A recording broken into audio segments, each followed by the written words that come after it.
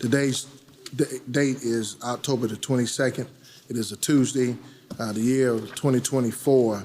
That is Tuesday, October 22nd, 2024, and this is a board work session and dash data presentation. We're located at C.A. Johnson High School, address of 2219 Bonneville Road, Columbia, South Carolina 29204. We'd like to read a statement.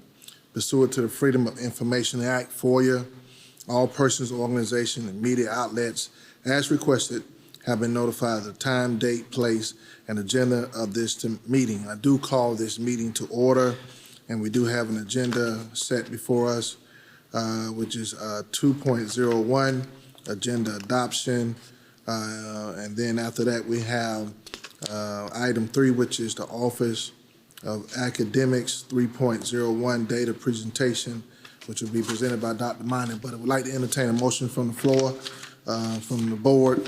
Is there a motion at this time? Chair, move to approve the agenda. Second. Been moved by Commissioner Devine, second by Commissioner Harris. Question or discussion?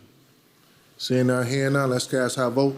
All those in favor manually, say aye. Aye. All those opposed? The ayes have it. Let the record show there's a 4-0 vote. There are 4 commissioners seated at this time. At this time, Commissioner Myers, Commissioner Clyburn are not in attendance. Dr. Witherspoon, item 3.01 data presentation, Dr. Minor and Dr. Williams.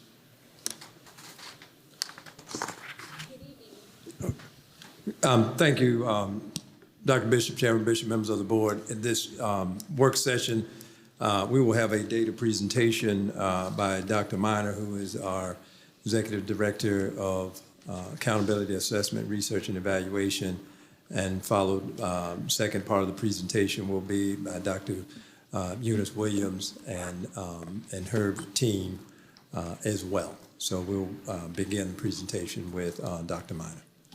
Thank you. Good evening, Chairman Reverend Dr. Bishop, Board of Commissioners, and Dr. Witherspoon. The data presented in these slides represent all students who tested with us during the 2023-2024 school year. However, the state only counts students meeting specific enrollment criteria for the accountability portion that is shown on the report card. And this specifies that those students must have been enrolled continuously from our 45th day through the 160th day, which is that first day of testing for all schools. And so the data reported on the state report card does utilize those students we're held accountable for. And there will be 4 slides in the presentation that will show you the difference between all students and the ones that counted for us. Just wanted to kind of make you aware of that. And in addition to the student data, the first couple of slides are going to talk about the accountability system itself, just to kind of point out some changes that have happened. And so you do have the presentation there with you at your seats, and so you can follow along. I just kind of wanted to talk to you a little bit about the point allocations from 2022 to 2023 and the point allocations for last school year. And it doesn't look like a lot has changed. If you look specifically at the high school, they added the high school student success rate, and then they split out the 25 and the 25 that used to be the grad rate and the CCR, and now they are putting grad rate at 19, CCR at 19, and they've added that high school student success rate as 12. And then also, due to science being a field test last year for the South Carolina Ready, those 10 points were allocated to the academic and then also student growth. And so when you're looking back at that first slide, that 35 and 35 for elementary and middle schools, that bumped up to 40 points because of the science. And then if a school did not have a multilingual learners group, which has to be 20 students or more, then those 10 points also went to the academic achievement and student growth. So those were worth 45 points and 45 points for those schools. So that is why we saw a little bit of a difference in some of the ways that our schools were scoring. And so that's just what the next slide talks about, that the science and then allocating those different points for that. And then also for our multilingual learners, If we do not have 20, or if they do have 20 and over, in the past we were able to count those students who scored that level 4, which meant they passed the access test, and they look at the growth of those students. And so that used to give us a better score for those multilingual learners. But this year, the federal government said we can take them off. And so we lost all of those students who normally score very high on that portion for the schools. And that's why we saw a decrease in those scores at our schools that do have that high multilingual learner students with that. Of course, the growth changes. Y'all remember I made your eyes roll whenever we had that work session about the MAT and the AVT. Well, the federal government changed that on us back in February, and they said, yes, we could use the MAT and the AVT, but then they also went back to that value-added model, which is anywhere if you met the 3-point threshold, which is growth level for the state, if you were above it or below it, and so that had to be also rated in per student. And so with that, it really kind of threw a wrench in it for us. Now, my office and my people, we calculated what we thought the growth rate was going to be, and we normally calculated a little bit lower. And so thankfully, the state came in a little bit higher. But now we're able to definitely tell what the MAT and the AVT should be, but we're always on a waiting game for what that extra value-added measure is going to be. And basically, it's 33, 33, and 33 when you look at that for that student growth. And then also for this year coming up, in the spring of 2025, we are testing new ELA standards. And so they have added another day of testing in there. So you have to have the writing test and then a day of break, and then you do day 1 and day 2 of the reading portion of ELA. And because of that, and because they are testing new standards, ELA growth will not be measured on growth this coming year. Only math will be used. And then in the 26 year, spring of 26, it will switch and it will change to ELA is only used for growth. So it seems like they're always throwing new things at us, and once we get a handle on something, they're throwing something else in there. And this does come from that Education Oversight Committee. And of course, any changes have to be thrown to the federal government. And so at all times, they pretty much can come back and like they did with the other and say, no, we're not going to accept that. And we've been practicing on it all year long. So those are just some of the challenges we have when we look at our accountability system. And I did just want to make a link there. If you go to this site right here, you can look at all the accountability manuals from 2017 forward. So if you get really, bored one night and you really want to read some wonderful stuff, just go and take a look at those accountability manuals. All right, so here we're going to report on our South Carolina Ready data. Of course, we did give ELA, math, and science. Science was given last year, but it was a field test only. We did get some overall scores from it, but they have not finished doing the standard setting on that. So when we are looking at the number of students, of course, we can say how many students that we tested. We did test 16 lower students in ELA and district-wide, and then we did test about 7 more in math, and that does change every single year. Sometimes we'll have a child that's out and sick and is able to take ELA and isn't able to take math, so we always have those fluctuations. Same thing in science when we're looking at the number of students. And then when we're looking at district overall, you can see that our meets and exceeds did increase by 0.2. That was district overall. That's 3rd through 8th grade. Elementary overall, 0.4. And then the state went up 0.5. And so that's all students that tested.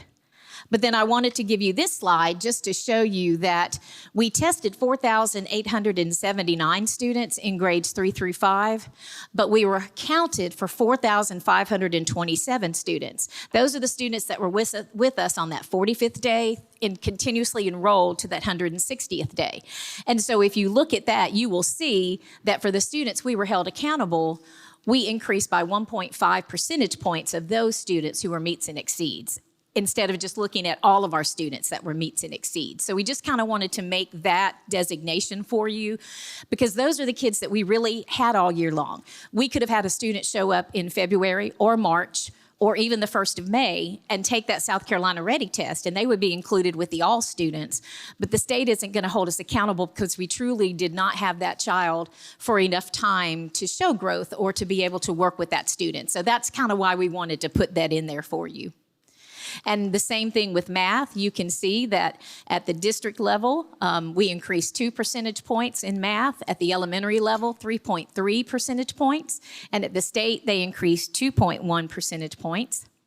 And then for the students that counted for us, we tested 4,883, but the ones that counted were 4,527, a difference of 356 students.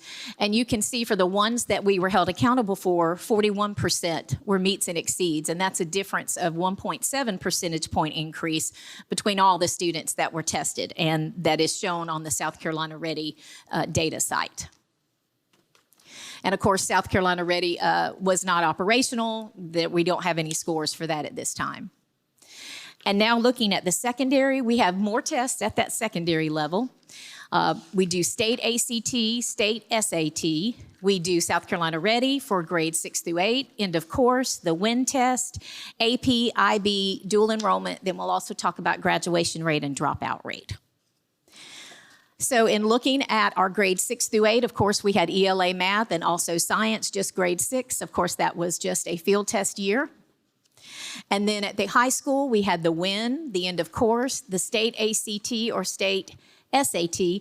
That is the one that the state authorizes and we have to offer to all of our 10th graders. And they have a chance to take it. We cannot force them to take it. We send letters home and then the parents let us know if they want to take the test or not.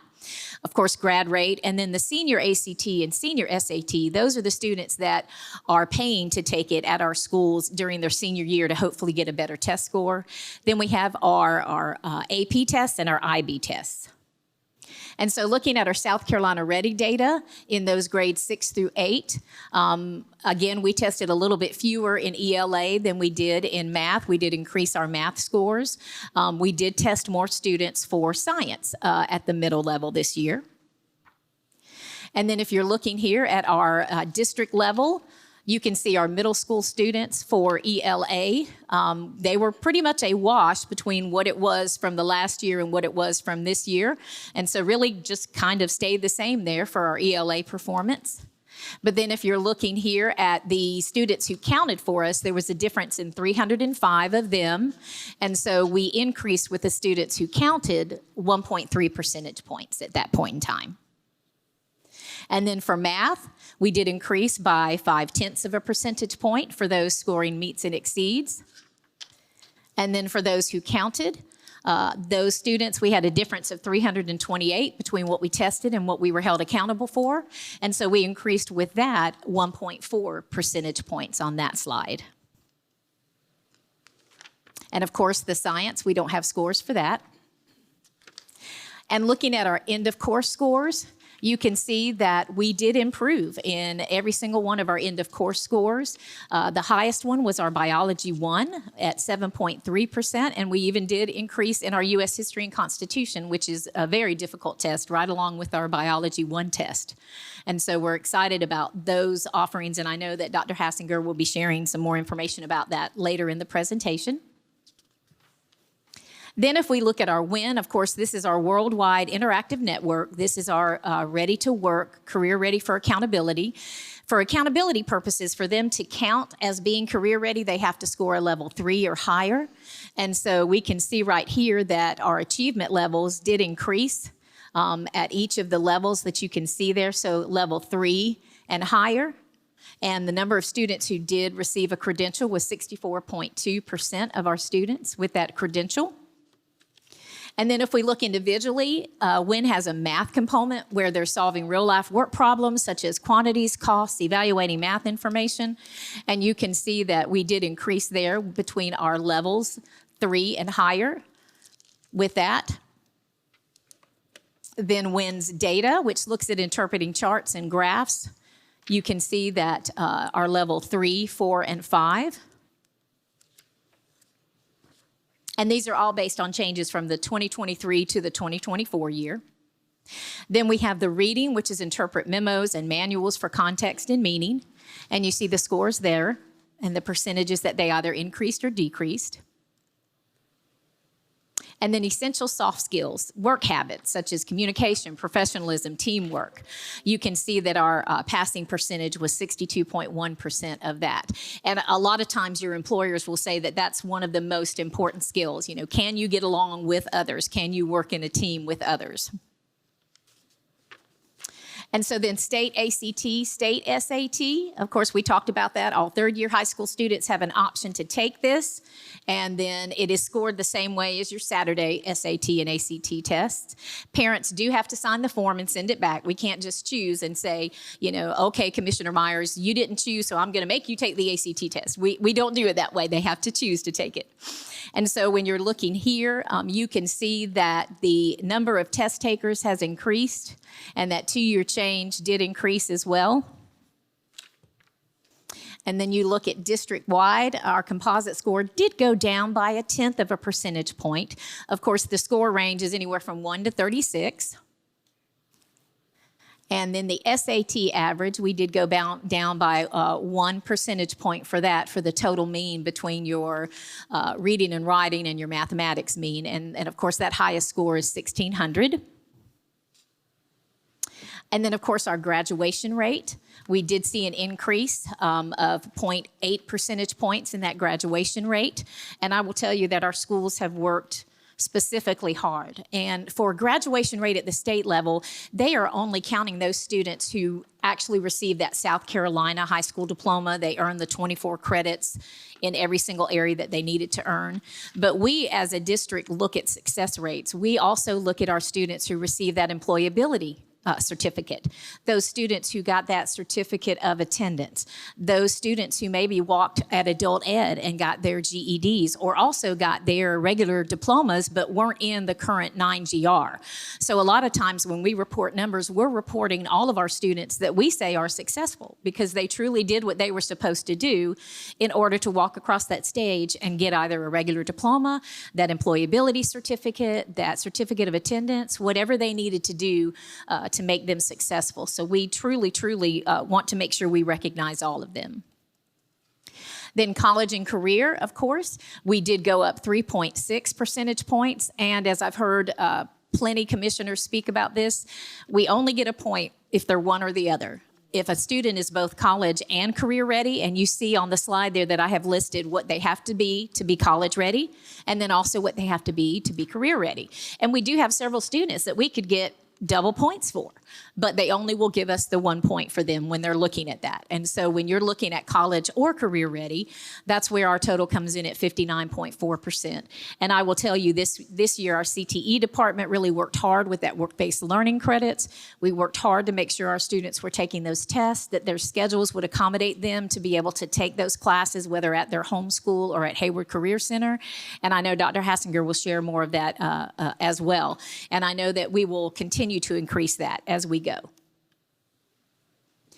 And our dropout rate, we do not get dropout numbers because we have up until October to normally find those students. And so between what the district is 3.3, and I know that Carrie Abel is working on that now. Our SUN system has been down where we can look at those student IDs to see where some of them have gone, and I know our high schools have worked tirelessly to find the students. And so I know that we will have numbers for that, and as soon as that is finalized, we will bring that back to you. Then looking at the senior ACT and senior SAT, so the 5-year history here, of course. We tested in Richland 1. We did decrease a little bit the numbers of tested, but like I said, this is voluntary, and these are the students that pay to take it with us. And so you can see what that history is about the numbers who have been tested. And then you can see that the 2-year change was right at a 1/10 of a percentage point for the district, the state, and the national level. And then ACT, that max composite score, again, a 0.1%, a 0.1/10 or a 1/10 of a percentage point for all of those at the state and national level. And then we're looking at SAT, the seniors. You can see that we did test a little bit less this year. And it really does depend, because sometimes you'll have students that will take that SAT test and they're only taking it because their friend is taking it that Saturday and they spent the night with them the night before. And some of them are really looking to take it so they can increase those scores. But since COVID, I know a lot of colleges have gone back to where they want to accept those scores, but some of them truly are even waiving that for students that are trying to get in. So you can see here the average score over time for the SAT seniors. It did drop between 23 and 24. That average score is 1,600. So our district level did drop based on those students that took it. And then by subject area, you can see that we did better in the evidence-based writing than we did in the math. And then our advanced placement, you can see that we're about the same with the number of students that took our advanced placement our advanced placement courses. However, we did test more students. So we had maybe one student that was taking 3 AP courses at the time. And so we had 807. I am not making that move, y'all. I promise I didn't do that. And so you can see that we did have that number of students, 872, and they took 1,380 tests. And then you can see that we did increase the percentage of students that did score a 3 or higher passing on that exam. So we increased 2.9 percentage points. I must have done something automatic there, guys. I didn't mean to do that, but it is doing that on me. Let me go back. Oh, sorry. I'm going the wrong way now. I apologize. Let me get back to where I was at. I was going into their updates. There we go. All right, so I'll go down to the next one. You see that change. And then we're looking at AP capstone diplomas, and I believe that is at Dreer High School, and we did increase the number of that to 9 students graduated with those capstones. Then looking at our dual enrollment classes, we did decrease the number of students that were enrolled in dual enrollment classes. I know that we did have a couple of issues with classes being offered, but we really are working on making sure that that is back up again for this coming year. And then our international baccalaureate, we had 97 students that participated in the courses, and they took 538 exams. And you can see that the percent of exams with a passing score, that rose to 68.6. And then also the IB diplomas increased, it decreased just a 0.2%. And I think that may be it for me. And I will go ahead and bring up Dr. Williams and her team, and then I think we'll take questions at the end, if I'm not mistaken, Dr. Witherspoon? Okay, perfect. Do you want questions at the end Or for do you want both questions sections? now? Or you want? No, let's pause here and let's have questions now, Okay. and then we can go to the next presentation. Any questions at this moment from anybody? Okay, Commissioner Lomanak. Thank you, Chairman Bishop. Thank you very much, and thank you for providing these ahead of time. I would just want to make sure, I may have misheard you, on page 30, the South Carolina Career Ready Test, the WIN, did you say that you get a certificate or a credential at level 3 and above? Yes, sir. Okay, so when it says percentage of students who received a credential/certificate, I guess I'm not understanding the math, because to me that looks like it should be 40-something percent when you add up level 3, 4, and 5. Tell me what slide you're on again. I apologize. Page 30, it just says at the top, South Carolina Career Ready Test. All right, let me look. And it's just the chart that shows the level 2, 3, 4, and 5 percentages. Okay. It says page 30 in the lower right-hand corner. Yeah, that's what I'm looking, but my page 30 must be different than your page 30, so I apologize. I'm going to find it, though, That's okay. because mine is, my page 30 says IB. So let me go, I'm going to find it, so hold on. Oh, thank you so much. I appreciate that. So 15 and 26.7 and 1.4 for those credential levels was 64.2. That's what I mean. That doesn't add up. I got you. Okay. I will go back and double check that. Thank you, sir. Because it looks like what happened is someone added levels 2 through 5, and I just wanted to make sure that I had heard you correctly, that it's 3 through 5. Yes, sir. So I will go and make that change. Yes, sir. Thank you so much. I appreciate that. Okay. And on the career and college readiness, when we talk about, I mean, the state does break it out for career or college ready, and then there's a separate stat for career and college ready, and that's where we get the credit for students who have both, right? We do, but it's not put into accountability measure. Sure. Yes. Right.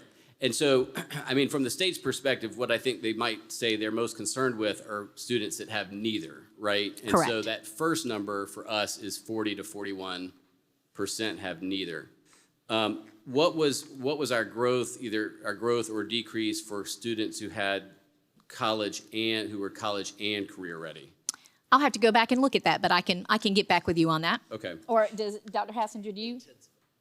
0.8%, he Okay. said. Yeah. Thank you, Dr. Hassinger. And this is, I think, probably more for Dr. Witherspoon. I think it would be very helpful, and I think I've mentioned this before, when we get information like this, it is helpful to get the district-wide information. I think we always need that. I think it would be very helpful for things like the AP tests, the EOCs, things like that, to have it broken down by school, because it's really hard for us to talk about equity issues if we don't have the school-by-school breakdown, especially when we're talking about like opportunity to take AP courses and things like that. So I would ask that we get the school-by-school breakdown for these presentations. Thank you, Chairman Bishop. All right, any other questions? Commissioner Harris. Thank you, Mr. Chair. Ms. Minor, thank you so very much for your presentation. I got a few questions, some are for clarity. On the college and career readiness piece, that 41% that you're talking about, that's neither. Is it possible that we have students in that mix that may be military, the ASVAB, things of that nature? Where is any of that information collected for us from a state level? Yes, it is. Where is it embedded? It is embedded. The ASVAB test, right now, we have it in Enrich, and that's getting ready to go away. But every school, they will submit those scores to my office, and then we will place them into Enrich. But we are getting ready to put that into Power School so that we can pull that information as well. And we will, I know that we were just working with Mr. Dinkins and CTE to start running those reports a lot earlier to say, okay, here are our students that have taken all the courses, they just need to take the microburst, or they just need to take the exam for that. Or here are the students that really haven't qualified. Can we give them the ASVAB to try to get them, where they need to be? So we definitely are tracking that data. Okay, but in tracking that, is that a part of our state report card in any way? Yes, it is. So if they pass the ASVAB with 35 or higher, then they would be career ready. That would be considered career ready. So that part is in the career readiness? Correct. Yes, ma'am. Yes. Awesome. Yes. Okay, you talked about the multilingual groups. How many of our schools, I know that we don't have that 20 plus at all of our schools. Correct. But how many of our schools have the multilingual groups that we can pull data from? Yes, ma'am. Do you know that off?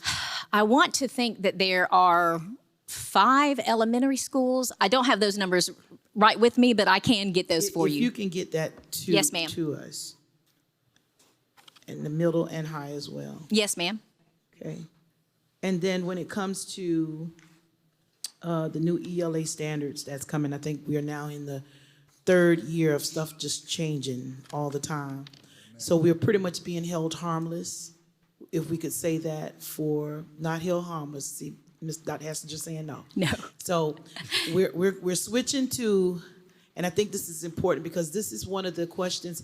I was on a radio show, and I had some calling in, and I've had some folk call me since the show, asking about, why do we keep changing? And it goes back to something that you said in your presentation, which I appreciate, because there are some people, I told them to listen so they could hear it straight from you, from the horse's mouth. When we get it situated where we are on track, the state comes in and shifts to a new plan.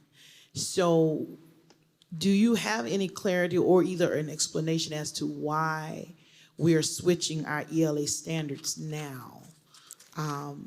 I think one of the questions that I had a parent ask was, why are the standards changing in the middle of a school year? We don't know the expectations of the exams until it's time to take the exam. And as I listen to you, you're saying now, I didn't even know this until you said it, there's an additional testing day, which was something we were running from. So now, you've got all of that embedded in that. Can you speak to that? I can for some of it, yes, ma'am. For what you can. Yes, ma'am. The SCDE is on a cyclical review cycle with their standards, and normally it's every 5 years that they look at their standards. They bring in teachers from across the state. I know that we have some of our coaches that are there and some of our teachers that are involved. And so it normally takes a good 1 to 2 years for them to look at those standards, go ahead and rewrite them. Then it has to go before the state board, and then they're put out for public comments. And then once that happens, it's normally 3 years before we even test. So by the time they're getting ready to be reviewed again, we are just now getting our teeth wet on teaching them. So, and that happens with all subject areas, unfortunately. Also, we're on that same cyclical review cycle when we have to put out a request for proposal for the different tests we're going to use. So we've had South Carolina Ready for the past couple of years, but in a couple of years, we'll probably put out another request for proposal, and the test could even change. So I think that they are trying to make sure that they keep up with the way that we're teaching the standards and keep up with the different changes that they're doing. But unfortunately, it truly kind of puts us behind the 8 ball at times. Our only saving grace is that I know that we have Dr. Marie Russ Smith, I believe she's involved heavily with the ELA at the state level. And so that helps us tremendously as far as kind of looking ahead and getting a little bit of a blueprint beforehand.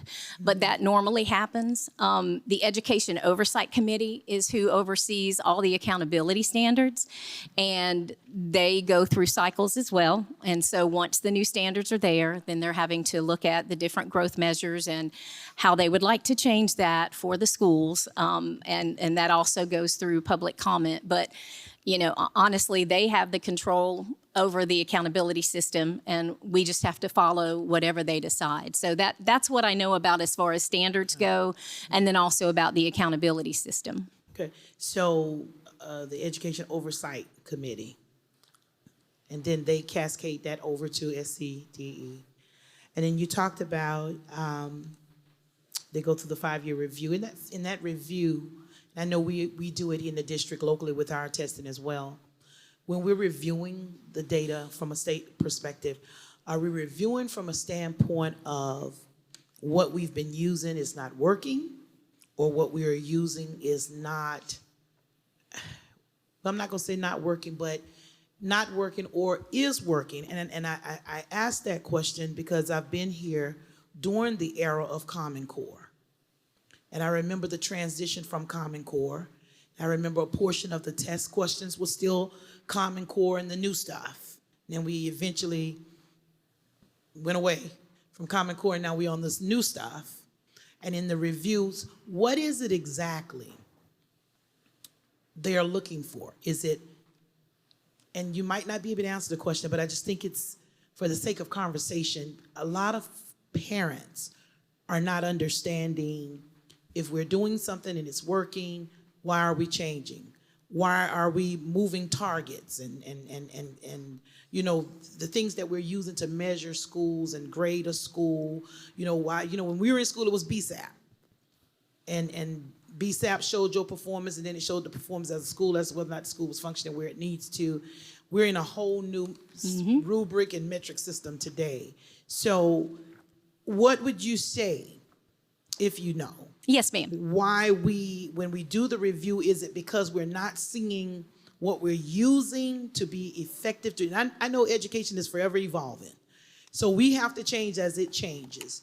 But are we looking at testing programs or whatnot as to its effectiveness for our state, or what? Right. Well, I will answer a little bit about the testing process, and then I will let teaching and learning, because I know that they have some in their presentation about how they're looking at the formative assessment data. Right. But at the state level, we really do take a look every year once the results come in, and it normally comes out in November. Mm-hmm. They will bring together a committee that will look at all of the South Carolina Ready assessments, end of course assessments in the different categories, and they will say, okay, across the board, sixth grade did great in these standards, for ELA and math. And here were the standards that it looks like everybody had trouble with.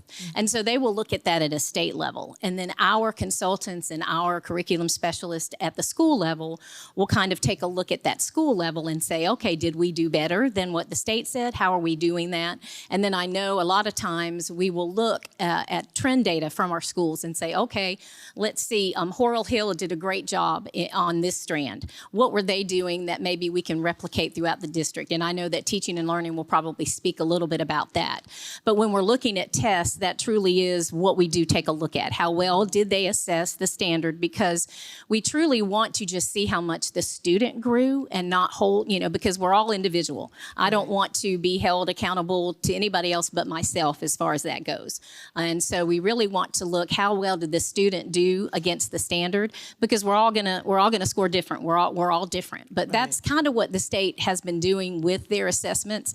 They will come back together and look at it based on the standards. And then they even look at it at the test question level to say, okay, 10% of our students statewide did not do well on this question, so it may have something to do with the question. And they'll work with the test person, the DRC, to say, you know what, that's why we have some of these field tests so that we can test new questions in their DOK levels. And so the state will do a lot of that. And then we also get that information and kind of run it through our curriculum specialists and consultants to look at that. And then that trickles down to the school level. Okay, all right, thank you. Thank you so much, Mr. Chair. Any other questions? Commissioner Devine, then Commissioner Lomanak. Thank you, Mr. Chairman. Dr. Witherspoon, I'm looking at our strategic plan and how these scores and percentages go to our academic achievement goals. I haven't done the math yet, but it appears that we're either on track or maybe a tad above where we're supposed to be.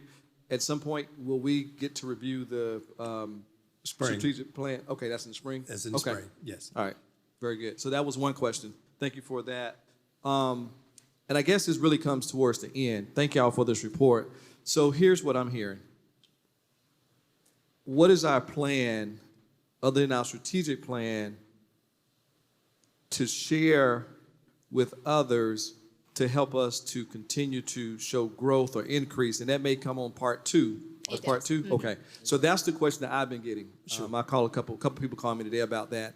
And so that's what they want to hear generally from the general public. What is that plan that gets us from where we are today to, other than the strategic plan, which can be explained, to where we want to go. So I'll hold my other questions until that time. Thank y'all. All right, good job. Commissioner Lomanak. Thank you, Chairman Bishop.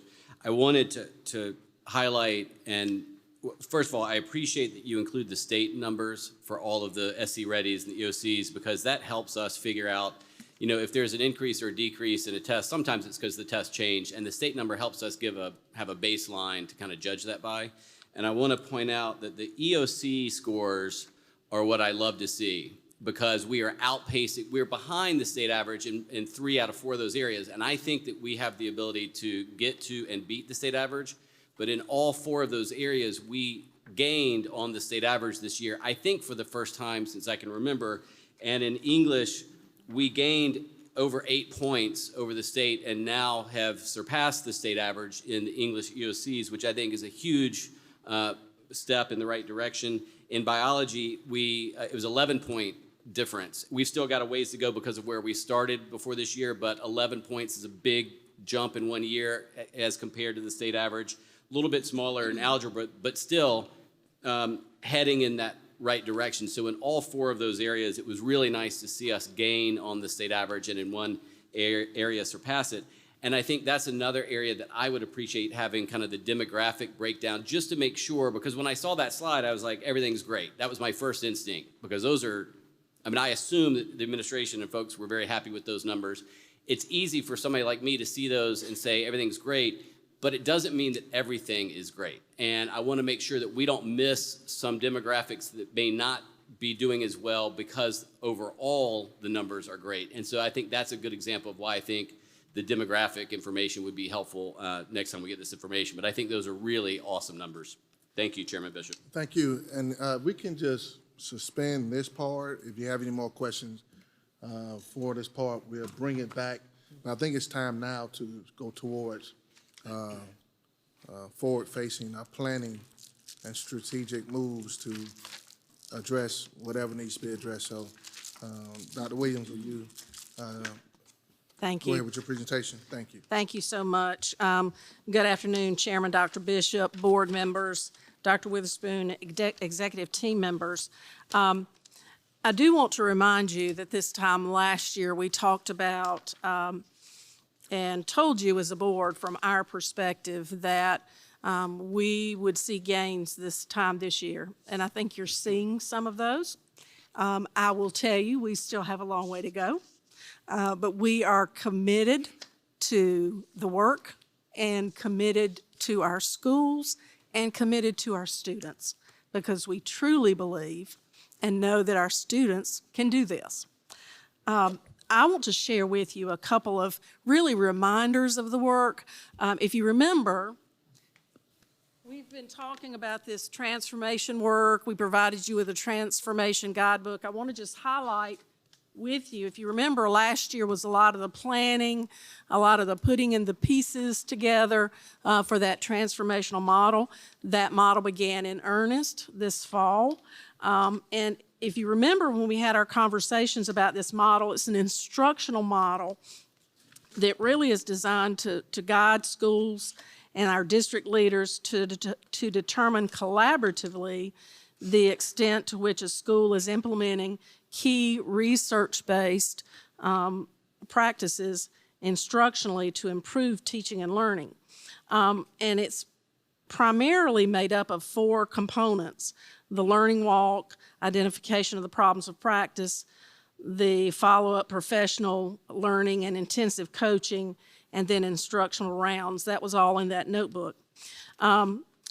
And if you remember, we talked about targeting some of our schools, especially those schools that were non-CSI priority ATSI, because as teaching and learning staff, along with our EDs of schools, we're already in those schools and at the table with them once a month, looking at their practices and fusing this work into that work because we're already a part of that.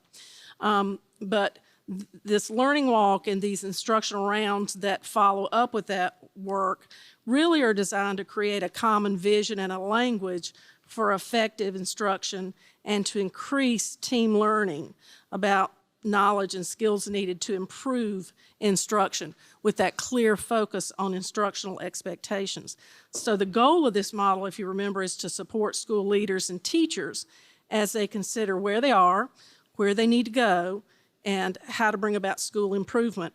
And the goal is also to define district support while focusing on key research-based strategies and instructional expectations. A part of that model really is focusing on creating that language of instruction and focusing our work clearly and intentionally around instruction as the heart of the work that we do. This year, we have been able to work with 12 schools, 6 elementary, 3 middle, and 3 high. The work began in earnest in September, early September, end of August, 1st of September, with those learning walks. We're now at the phase where our teams are going back regularly to those schools, pouring into the leadership, pouring into the learning walks and observational walks at the schools, providing intentional professional learning as well as coaching around their problem of practice that was identified. And this work, of course, is being done with the EDs of schools as we continue that work. Now, these learning walk teams stay with the same school throughout this process. So the same team, which is made up of teaching and learning staff and their ED of schools, along with the school's leadership, that same team stays together for a 3-month cycle. We're in the midst of that 3-month cycle right now, working on their problems of practice that were identified through their learning walks. And we'll go back, if you remember, in December, the first 2 weeks in December, we'll do instructional rounds to really assess, have we improved in those areas? And I'll give you a little glimpse at some of that work because every school is different. Every school is at a different place. But one common thread we see is the level of rigor and challenge, and really helping schools to understand, how do you get to that level of rigor? They're doing really great things with their kids, but if we're not hitting that level of rigor, they're never going to be as successful as they could be on some of those standardized tests, right? And the question was asked, what are we doing? Well, if you think about that work and getting at that level of rigor, our teachers so love our kids, they want them to be successful, right? But you gotta push them out of that comfort level so that they're really challenging their students. And one of the things, we'll talk a little bit more about this in a moment, but we've shared with you a lot of information about common formative assessments and why those are so important. You'll also hear this year, and this is something different, you'll hear us talk about district-created CFAs that our schools now have available to them. They have them for each standard. The reason we're requiring the schools to use those as well as their own teacher-created CFAs or school-based CFAs is we know those district CFAs, a lot of them were developed by people that helped write the standards, right? So we can know that those are vetted, they're at the right rigor level, they're really going to challenge the students. Now, the learning curve is getting teachers comfortable with their children not being successful at those, always, right? Because they're at that higher level of challenge. But they're working through that. What that's giving us is a lot more detailed information about really what they need to get to that higher proficiency level. I hope that makes sense. But those district CFAs are a really important part of that, okay? I also want to go ahead and mention the very last bullet on this page before we flip.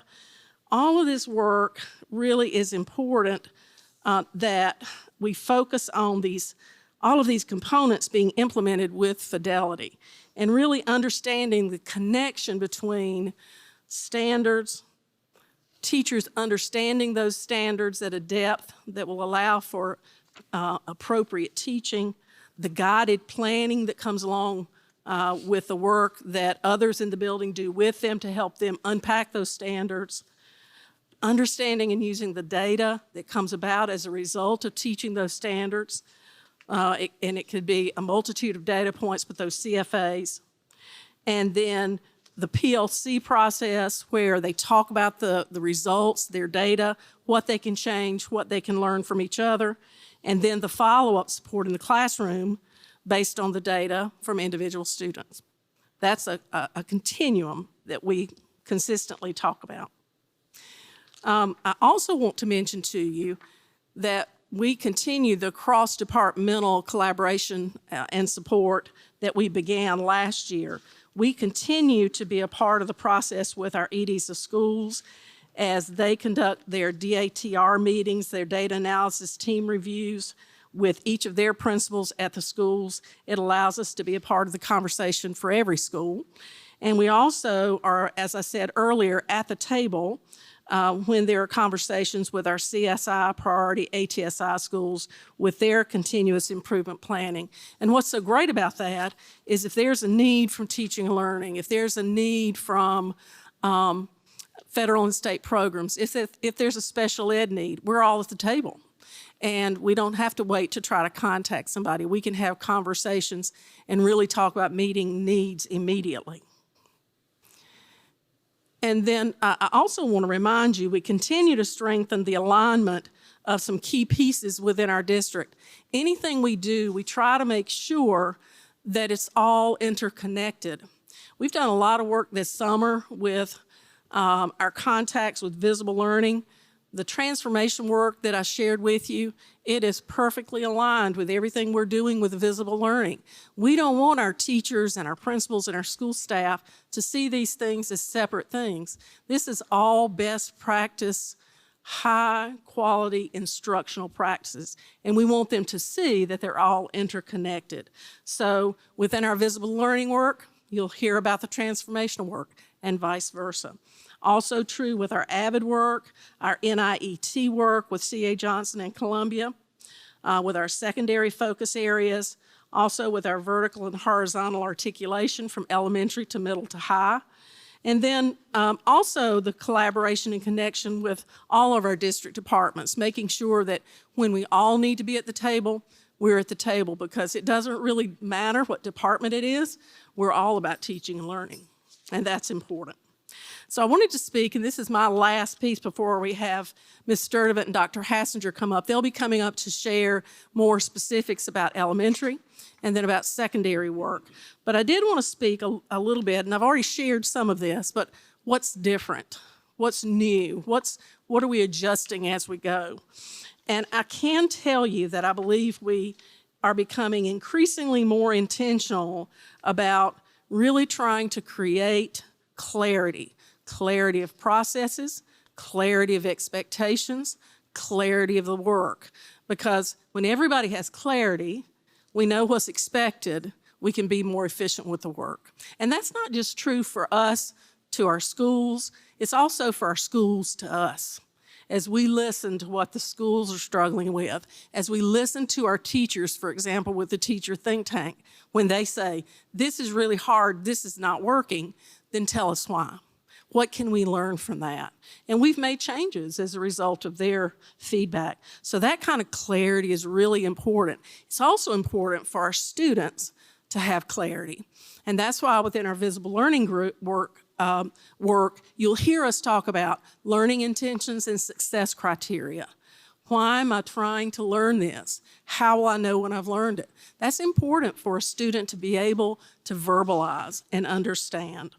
And again, I think I'll put it back up there because I think it's so important, that overriding loop between standards, guided planning, CFAs, other data points, the conversation in PLCs, and then the remediation that happens as a result of those conversations and those data discussions. Really getting schools to the point, teachers to the point that they can own that work, because that's something they've got to own because it happens in their classrooms. We can guide it, but when they can have the conversations and they can be transparent and get information from each other and learn from each other, that's powerful.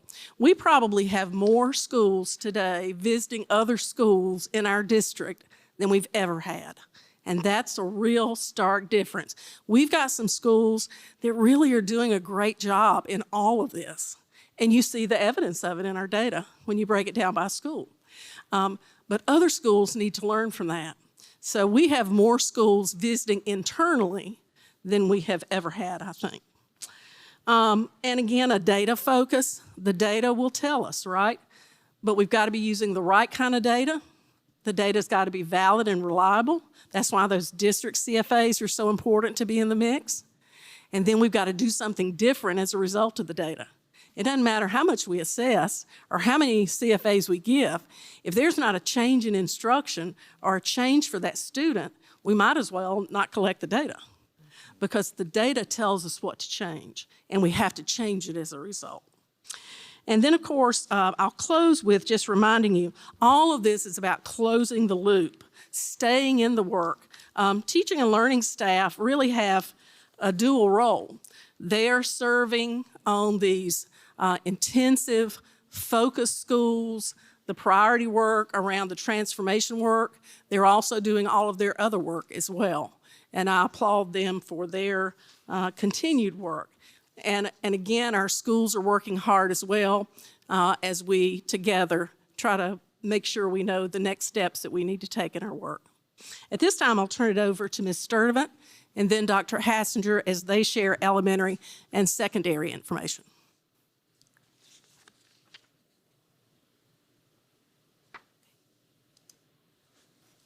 Good afternoon. Good afternoon, board members. Good afternoon. Good afternoon. Dr. Witherspoon. So what I wanted to do,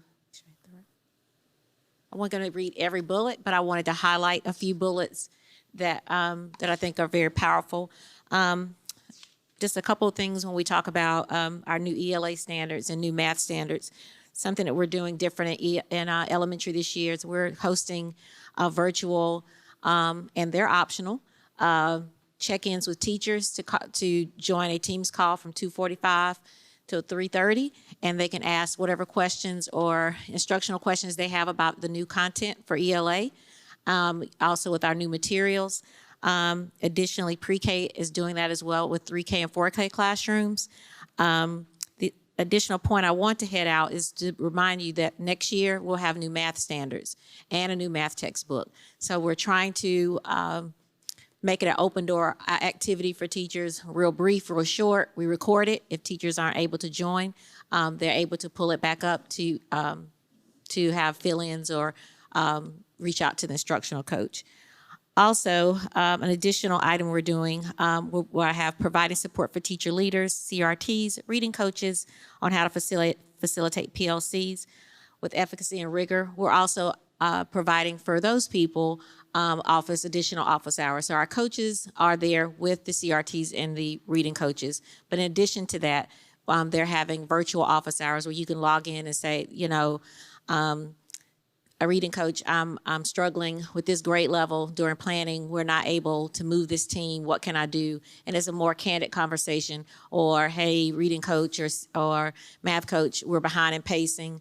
How can I get my school back up on top of making sure we need to be by the end of the quarter? So a not judgment-free the support to get you where you need to be. And we're hosting that as well. Also, the brand new curriculum for ELA standards, we use feedback, and that kind of goes to my last bullet that talks about teacher feedback and think tank. What we did was send out, in the spring, we sent out a survey to teachers. What did you like about our scope and sequence? What didn't you like? And based on the feedback, one of the feedback concerns was they'd like for us to cluster the standards. Because there are so many English language arts standards, it is very difficult for teachers during guided planning, that brief time, to determine which one should I put together to teach and cover. So our coaches worked with 2 external state consultants, and we clustered the standards. That way, when they go to guided planning, the heavy lift of the work is already done for the teachers. They just need to map out their success criteria, learning intention, and have work on a deeper understanding of knowing the standards. And another component that some of the board members have brought up is equity. And what are we doing with our demographics? Well, our advanced learner program has implemented brain boosters for all second graders. Spartanburg 7 started this program. And what we're doing, it helps build memory, and it helps also build stamina. And the students, it focuses on vocabulary and as well as listening skills. And the school that I visited in Spartanburg 7 year before last, it was a Title I school. And they had one of the highest groups of African-American students that were able to qualify for gifted and talented programs. And so basically it focuses on vocabulary, and it's just constant tallying those skills, but it's a way for us to also help with that test prep and build that talent development with all of our students. All of our second graders get that exposure. That's all I have if you have any questions. All right. Okay. We're going to hold questions until the Okay. presentation's finished.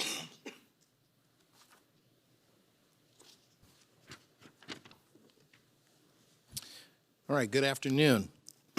I've been tasked with sharing a few things about our secondary efforts in terms of student achievement here in the district. And I also am not going to read all these bullets to you, but I will point out just a few. First of all, we also have rewritten the ELA curriculum to match the new standards in terms of intent and the depth and understanding rigor of the standards. We've also taken the liberty to update and improve a lot of our secondary accelerated and gifted curriculum. For example, we now have banded curriculum. Instead of kids just doing a grade level up in terms of certain areas in middle school, we're now banding different grades together and pulling down advanced standards so kids have early access to more rigor. We will do that for mathematics as the new standards roll in next year. And at the high school level, we've attacked honors courses in the visual performing arts, CTE, world languages, developing more rigor, and also creating new courses that have honors credit, like in CTE, to make those more attractive to some of our high flyers. You have to understand that many students are so competitive, they can hurt their GPA by taking a CTE course. that's a 4.0 course, when most of what they take is a 5.0, 6.0 course. So we made sure those things have been put in place for this year. Also, in terms of curriculum changes, we have worked very closely with our MLP department, Multilingual Learners Program, and our IB department and MYP folks down in the lower Richland area.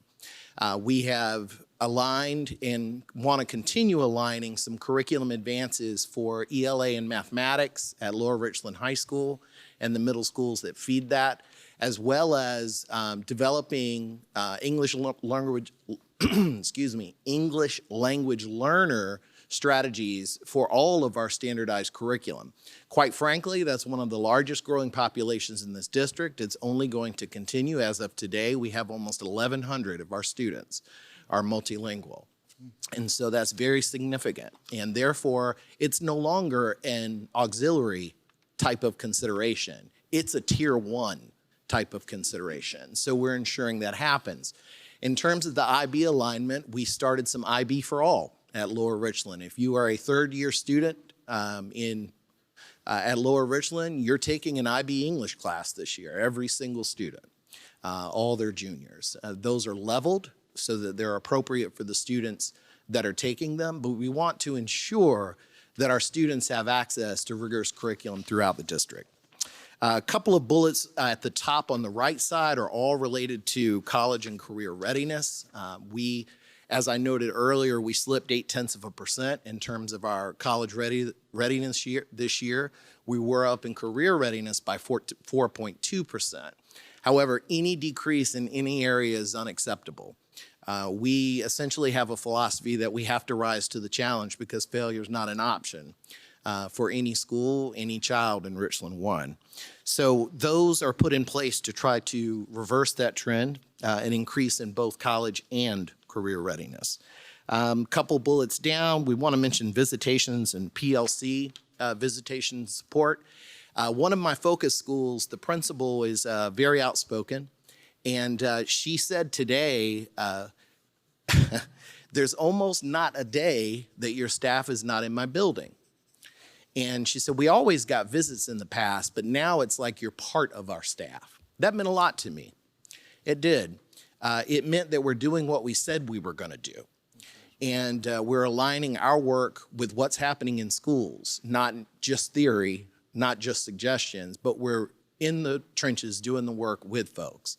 I got an email this morning from a transformation coach from the state who works with one of our high schools. And in the email, she lauded our current transformation work and how it's so aligned to what the state dreams could happen in all schools.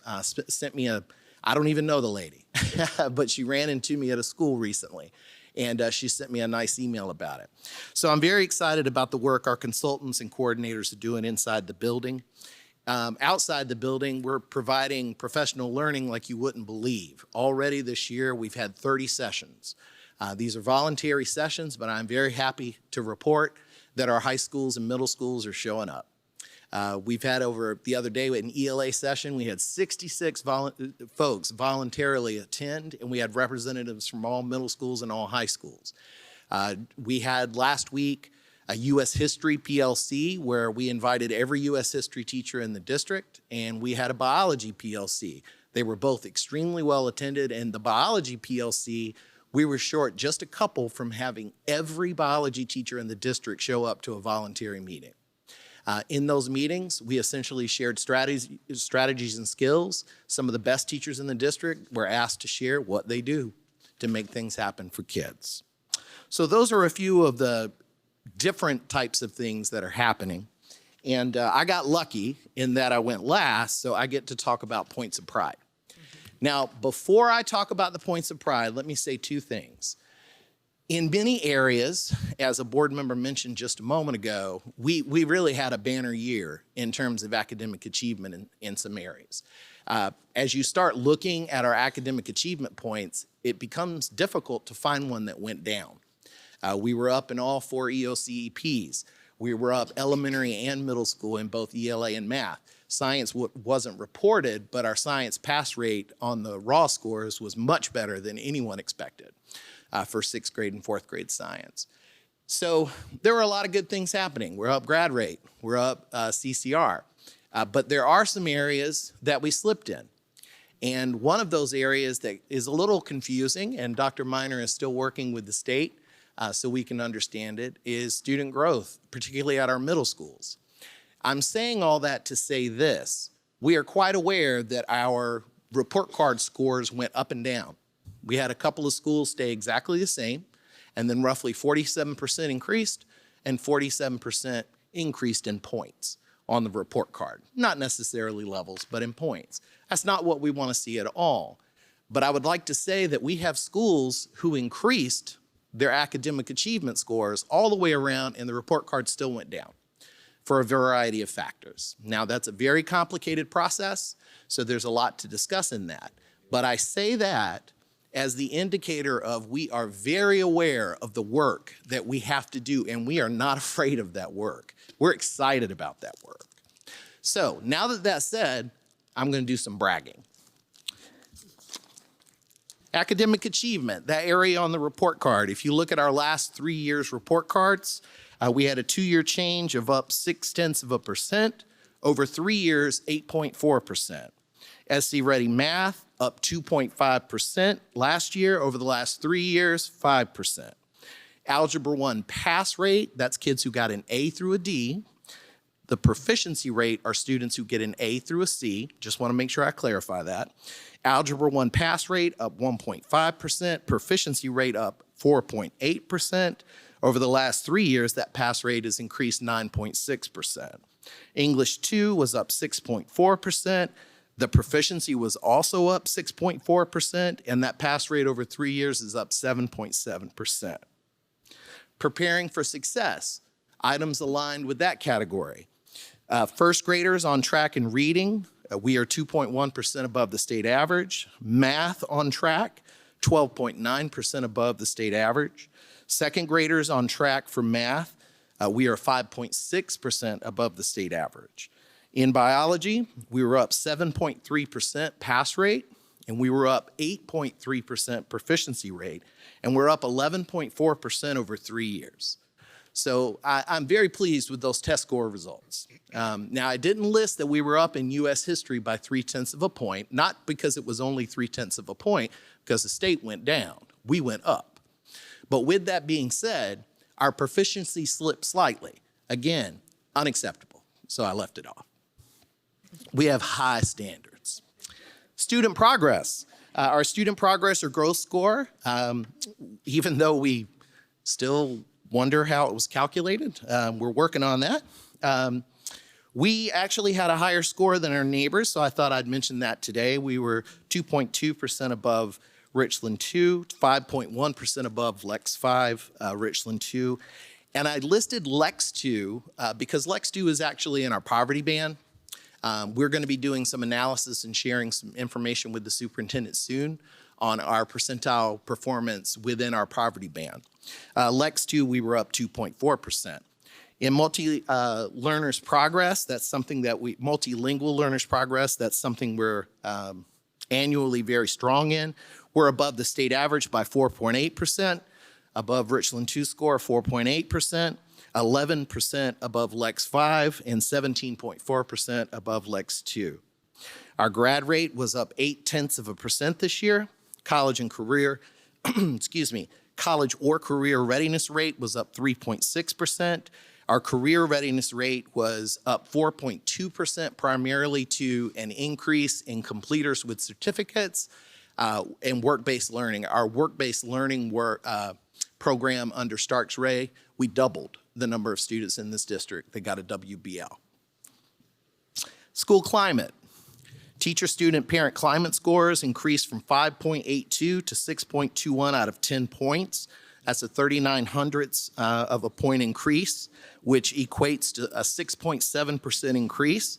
Over 3 years, we're now up 0.52 of a point. So our climate score has increased by 9.1% over 3 years. And that's the surveys the kids and the parents and the teachers take. School improvement. Now, I want to talk about high schools for a minute. I'm very, very, very proud of what our high schools did this year. Mr. Lomanak brought up a good point about demographics or about which schools went up and down. The great news is you name a high school, and I can tell you at least 3 other data points went up in EOCs. At Eau Claire, it was 3 of 4. At C.A. Johnson, it was 4 out of 4. At Dreer, 3 out of 4. I can keep going. So very, very positive. I'd like to say that 5 out of 7 high schools increased their South Carolina report card scores. 4 of them moving up a performance level. We had 3 unsatisfactory schools move to below average, and we had 1 average move to good. Now, there are 2 other schools, that 6th and that 7th school, right? The 6th school stayed exactly out as it was, and that 7th school went down 2 points. So all we lost in high school was 2 points out of 7 high schools. And I want to give a shout out to some schools that had 7 or more points. The average point change is pretty small, 2 points, 3 points a year, up or down. These are schools with 7 or more point increases in Richland 1. Arden went up 11 points in 1 year. Burton Pack went up 8 points. They may still be unsatisfactory, but buddy, they showed some growth. Hopkins Elementary School went up 12 points, and by the way, jumped from average to excellent in 1 year. Laurel Hill was our rock star of the district in terms of point increases, with the highest in the district, 13-point increase. Logan, 8 points. A.C. Moore, 8 points. W.A. Perry, 7 points, and went from below average to average. Very proud of the hard work there. And Columbia High School went up 10 points in 1 year.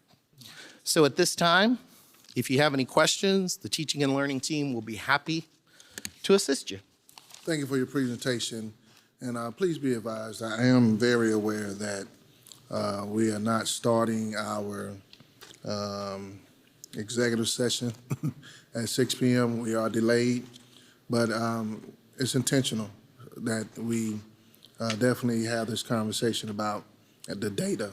We will get started momentarily with our agenda on the executive session, but I think we need to definitely take time to take questions regarding information that was just sent. So at this time, any questions?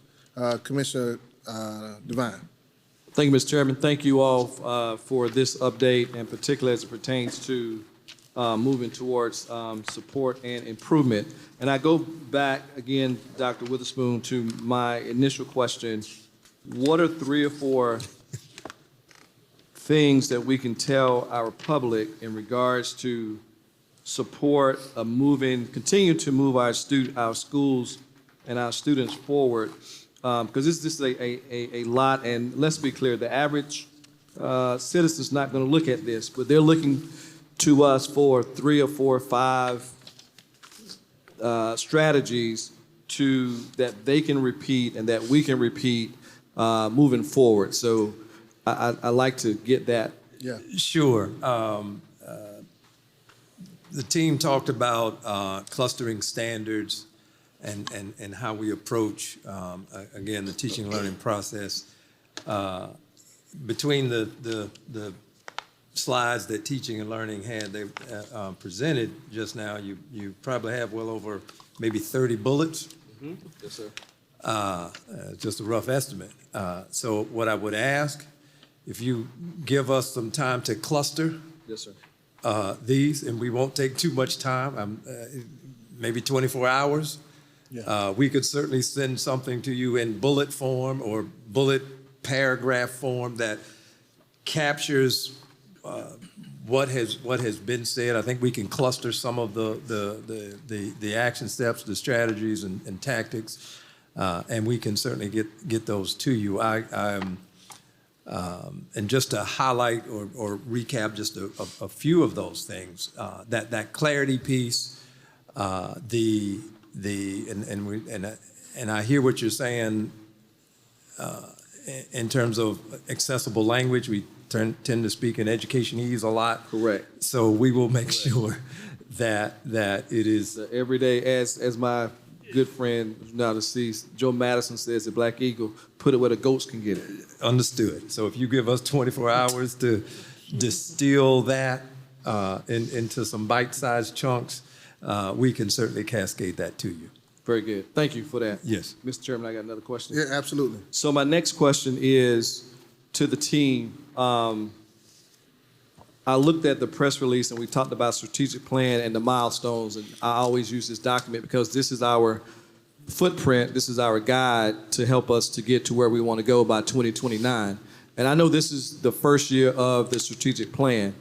As we look at lowering student retention rates and decreasing chronic absenteeism, have we seen any decrease in chronic absenteeism, the mobility rate, student-teacher ratios, and those kind of factors, and teacher retention? Have we seen any of those increase or decrease over time? And I can start with, let's start first with chronic absenteeism. And Ms. Tony Keller Campbell is coming up. You know, she did a presentation a few weeks back, but Right. we had Okay. her in here this evening. Good evening to the Board of School Commissioners, Superintendent.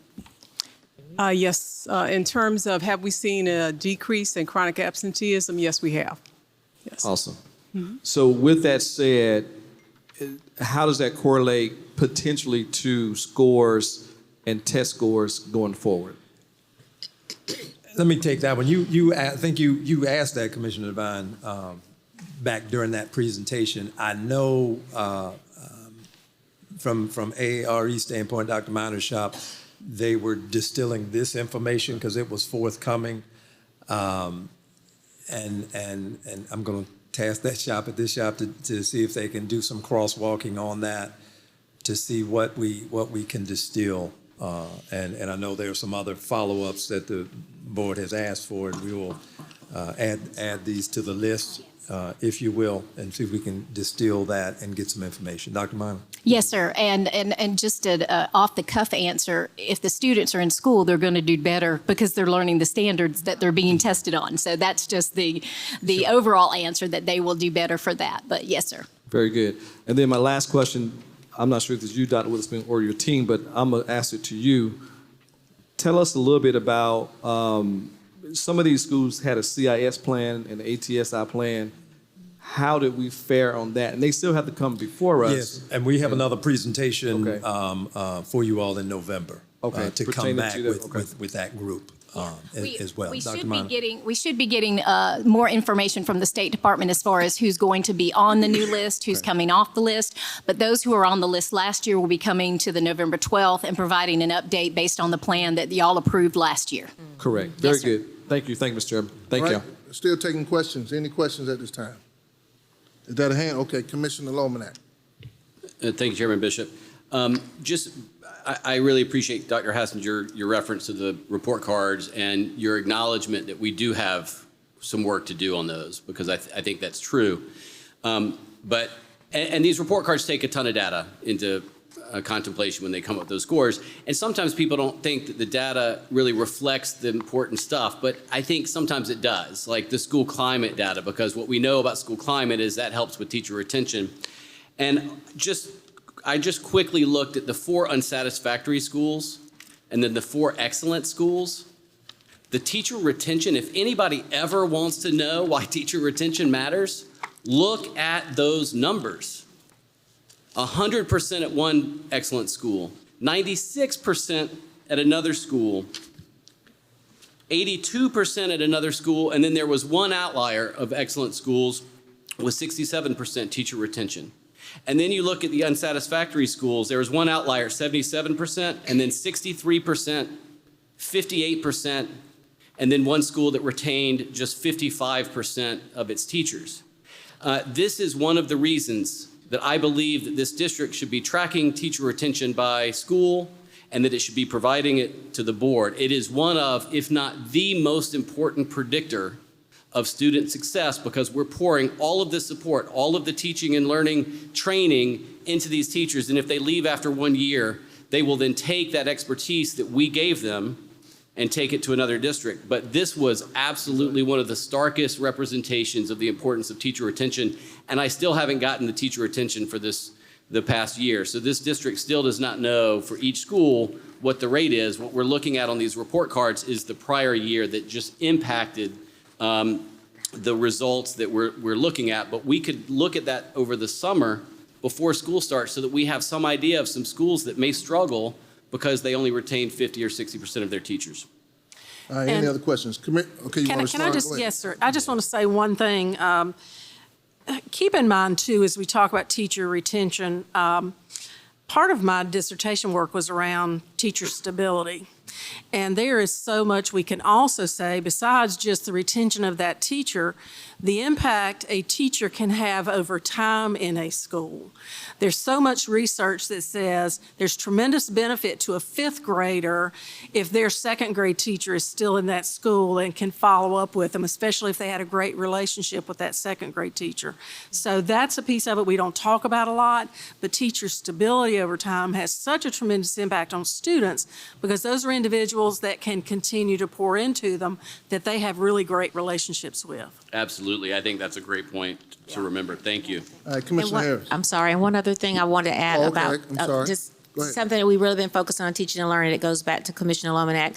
And teaching and learning, we kind of already have an idea because our coaches are out in the building and kind of already know there'll be a shift in the building. So how we decide PD, how we decide how we're going to support, we already kind of start that mapping out, just so you know, over the summer. Spring and the summer to help that school get started the next school year. So we don't leave a school handicapped to wait to see what it looks like. We already start a plan before school starts. Okay. And I have a few things I'd like to say, but I'm going to leave it be because we got to get out of here. But I do want to say one thing. You know what's changing? Relationships. Yeah. Yep. I have a superintendent and I have a chief that has made it clear to me that we're going to be a family. And I had a teacher tell me that they were considering leaving, but after at the beginning of the year, they listened to the transformation process. They listened to our commitment to being in the building. And she said, you know what, I'm going to hang out. I want to see this thing play out.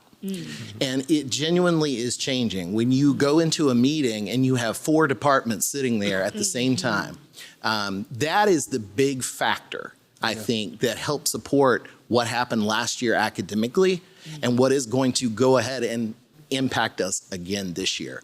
Big thing, relationships. All right. Commissioner Harris. Thank you, Mr. Chair. And I didn't have a question. I just had a comment. Dr. Hassan, you've been pointing out our points of pride, but I believe in our classroom environment, we have more teachers stayed this year. We're at 83.7%, up from 77.5%. So I just want to add that to your list of points of pride because it goes back to what you just said about the relationships. We do have teachers that are staying, and the data show that. That is a tremendous number. Thank you, Mr. Chair. And 2 seconds. But I did want to bring up about the surveys, that they really are subjective, Commissioner Lomanak, especially when I'm looking at the student surveys and we're asking them, are the bathrooms clean? Were they clean when you got there that morning? Yes. Are they clean in the afternoon once students have used them all the time? Probably not the cleanest. And, have you been bullied? If somebody called them a name that day, sometimes that can change their attitude when you're looking at it. So those really are kind of subjective. And I know there was one school that we had them go back and rescore it, but because some of those questions were low and the way that they did score it came out to where they only earned 5.58 percentage points toward 10 points in that one area. And so that truly can impact the school. And we are taking a look at that. But that's one of the things that we can't replicate, unfortunately. We don't get that individualized data by student and by teacher. So that's it. All right. Well, this has been a great presentation, and I do think we can continue to have the conversation. So that's true transformation. This is not something we do as a transaction. You take this data and throw it away. We're going to continue to deep dive with this data, continue to do what I've heard as the root to transformation, or the foundation of transformation, which is collaboration. That's the biggest word I heard tonight, and that is relationship. And so in the collaborative effort, it can be horizontal as well as vertical. And what I've heard is that we have built a smaller bridge, stronger connection from the leadership of the district, right? The leaders in the district with those who are student facing. And so that is critical. That's transformation. And so I'm glad to hear what Dr. Hassinger said As someone said, it's almost like you're in our building every day. Continue to do that. And that way it can help this process work. I'm so glad that you all presented to us, Dr. Williams, the transformational model, and we're sticking with it. To Mr. Commissioner Devine, thank you for bringing the strategic plan up tonight. We can't lose sight of that because we do know that they're moving the goalposts. They're moving the basketball rim, and every time they move it, we got to find a way to score tonight. I hope we scored with our community. To Ms. York, and I don't think this message goes out just as a press release. We need to continue to preach this message and let people know that this is what Richland One is doing, and we're doing it because it's transformational. Dr. Witherspoon, anything you want to add before we close out and continue to transition to our next agenda? Sure. Thank you, Dr. Bishop, members of the board. We appreciate the time for this work session to share the information, but more importantly, to share what are we doing with and about the data and information. I appreciate the work of everyone in this district. Teaching and learning, as Dr. Williams said, everyone's business is teaching and learning. So we appreciate the efforts from the classroom across this district, and it's exciting to hear the collaboration that's coming about, and we are seeing the beginning. No one's resting on their laurels, and that was said this evening.